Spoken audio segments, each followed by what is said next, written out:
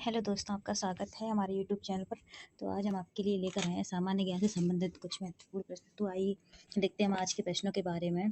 तो आज का हमारा पहला प्रश्न है, भारत के सर्वोच्च न्यायालय के न्यायाधीश के लिए नियुक्ति योग्य होने के लिए किसी व्यक्ति को उच्च न्यायालय में कितने साल का अभ्यास करना चाहिए।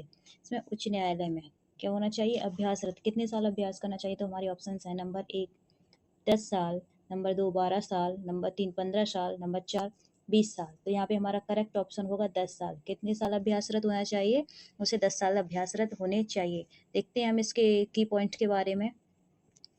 की पॉइंट इसका, भारत के सर्वोच्च न्यायालय के न्यायाधीश की नियुक्ति योग्य होने के लिए इससे क्या हो, 10 साल तक उच्च न्यायालय में अभ्यास करना आवश्यक है। अगला प्रश्न है हमारा, निम्नलिखित कथनों पर ध्यान दीजिए। कथन है हमारे, उपराष्ट्रपति जो राज्यसभा के पदेन अध्यक्ष भी हैं, संसद का सदस्य नहीं है। लेकिन उपराष्ट्रपति जो राज्यसभा के पदेन अध्यक्ष भी हैं, वोट देने का अधिकार नहीं है। लेकिन इनमें से कौन सा कथन सत्य है।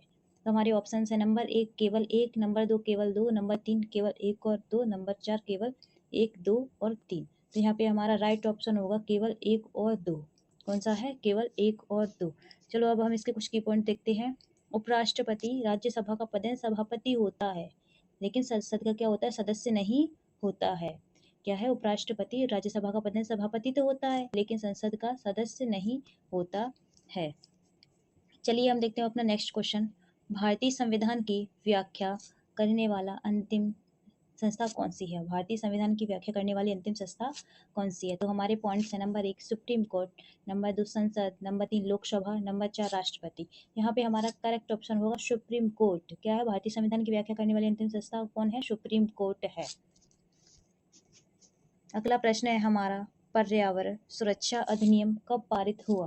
पर्यावरण सुरक्षा अधिनियम कब पारित हुआ। तो यहाँ पे हमारे ऑप्शन है, नंबर 1 1985, नंबर 2 1986, नंबर 3 1987, नंबर 4 1988। तो हमारा करेक्ट ऑप्शन होगा 1986, यानी कि 1986 में पारित हुआ था। देखते हैं हम इसके कुछ की पॉइंट्स के बारे में।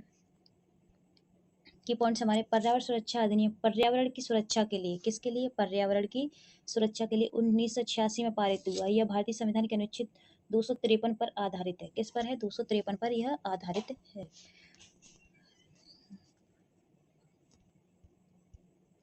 अगला प्रश्न है हमारा, निम्नलिखित में से किस देश में एशिया में सर्वप्रथम बड़े पैमाने पर औद्योगिकरण हुआ है। निम्नलिखित में किस देश में एशिया में सर्वप्रथम बड़े पैमाने पर औद्योगिकरण हुआ है। हमारे ऑप्शन हैं, भारत, जापान, चीन, वियतनाम।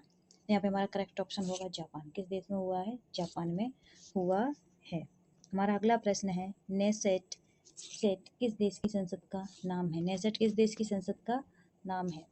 हमारे ऑप्शन हैं, इजराइल, लेबनान, ट्यूनीशिया, मिस्र। तो यहाँ पे हमारा करेक्ट ऑप्शन है इजराइल। किस देश की संसद है नेसेट, नेसेट है इजराइल देश की संसद का नाम नेसेट है। यहाँ पे हम अपने कुछ की पॉइंट्स देखेंगे। नेसेट इजराइल की एक सदनीय विधायिका का नाम है। कौन सी, एक सदनीय विधायिका। देश की विधायिका के रूप में नेसेट का कार्य कानून बनाना, राष्ट्रपति और प्रधानमंत्री का चयन करना, कैबिनेट को मंजूरी देना, सरकार की निगरानी करना है। इसके अलावा इसे राष्ट्रपति राज्य नियंत्रकों को हटाने, प्रधानमंत्री को अविश्वास प्रस्ताव से हटाने का अधिकार है। प्रधानमंत्री नेसेट को भंग कर सकता है। अगला प्रश्न है हमारा, भारत का उपराष्ट्रपति। हमारे ऑप्शंस हैं, राष्ट्रपति द्वारा मनोनीत किया जाता है, राज्यसभा के सदस्यों द्वारा चुना जाता है, संसद की दोनों सदनों के सदस्यों के निर्वाचन मंडल के सदस्यों द्वारा चुना जाता है, या इनमें से कोई नहीं। तो यहाँ पे हमारा ऑप्शन है, संसद के दोनों सदनों के सदस्यों के निर्वाचन मंडल के सदस्यों द्वारा क्या होता है, चुना जाता है। तो यहाँ पे हमारा करेक्ट ऑप्शन 3 सही है। अगला प्रश्न है हमारा, केंद्र राज्य वित्तीय संबंधों की जांच के लिए राष्ट्रपति द्वारा 5 वर्ष में किसका गठन किया जाता है।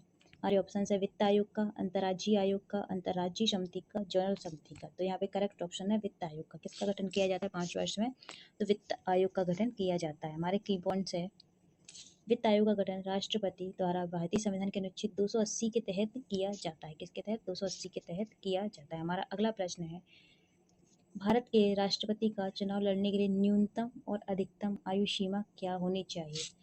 कौन सी न्यूनतम और अधिकतम आयु सीमा। हमारे ऑप्शन है 25 वर्ष से 65 वर्ष, 35 वर्ष, 65 वर्ष, 25 वर्ष, कोई सीमा नहीं, 35 वर्ष, कोई सीमा नहीं। तो हमारा करेक्ट ऑप्शन है 35 वर्ष और इसके आगे कोई सीमा नहीं है। इसके कुछ की पॉइंट्स देखते हैं। भारत के राष्ट्रपति की योग्यताएं हैं। भारत के राष्ट्रपति की कौन कौन सी योग्यता होनी चाहिए? वो भारत का नागरिक होना चाहिए, 35 वर्ष की आयु पूरी कर चुका हो, लोकसभा का सदस्य बनने की योग्यता रखता हो, केंद्र और राज्य सरकार के अधीन किसी लाभ के पद पर कार्य न कर रहा हो, तो ही वह भारत का राष्ट्रपति बनेगा। हमारा आखिरी प्रश्न है, 44वें संविधान संशोधन के बाद कौन सा मौलिक अधिकार हटा दिया गया था? वैसे 44वें संविधान संशोधन के बाद हमारे ऑप्शंस हैं, संघ निर्माण का अधिकार, विचार और अभिव्यक्ति का अधिकार, संपत्ति का अधिकार, भारत में कहीं भी भ्रमण करने का अधिकार। तो 44वें संविधान संशोधन द्वारा संपत्ति के अधिकार को हटा दिया गया था। यहाँ पे हमारा ऑप्शन 3 करेक्ट है। कौन सा? संपत्ति का अधिकार हटा दिया गया था। देखते हैं हम इससे कुछ की पॉइंट्स के बारे में। संपत्ति के अधिकार को कानूनी अधिकार 1976 में 44वें संविधान संशोधन के तहत बनाया गया। कानूनी अधिकार कब बनाए गए? 1976 में। किसके तहत? 44वें संविधान संशोधन के तहत। इसमें अनुच्छेद 19 1 F और 31 को हटा दिया गया। हालांकि यह सुनिश्चित किया गया कि मौलिक अधिकारों की सूची में संपत्ति को हटाने से अल्पसंख्यकों के अधिकार को उनके चुनाव के शैक्षिक संस्थानों की स्थापना और प्रशासन करने के अधिकार प्रभावित नहीं होंगे। आज के लिए बस इतना काफ़ी है।